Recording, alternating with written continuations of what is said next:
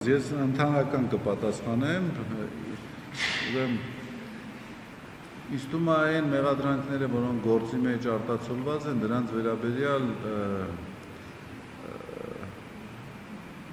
Բաբայան Արսենը, փաստաբանը կարող է ավելի հստակ պարզաբանումներ տամ, բայց այդ փունջը, որ ներկայացված է, ես կարծում եմ կզարդարեր Ալ Կապոնեի կենսագրությունը։ Ինձ հետ որևէ առնչություն բնականաբար չունեն։ Հիմա իմ խիղճը հանգիստ է, թե հանգիստ չէ։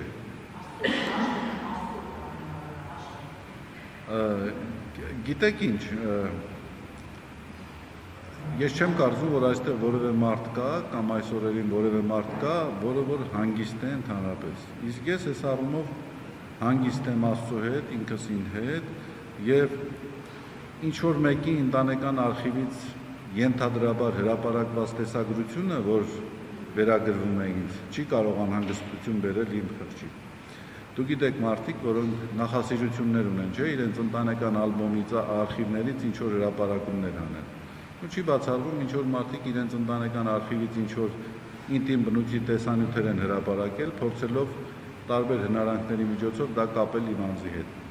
Դա իմ խիղճը չի կարող վրդովեցնել։ Իհարկե դա ցավալի է, որովհետև անախորժություններ է ստեղծել ինձ հարազատ մարդկանց համար, անհարկի անախորժություններ, անարդար անախորժություններ, բայց դրանից ոչ իմ վճռականությունն է նվազել, ոչ էլ ես ինչ-որ ձևով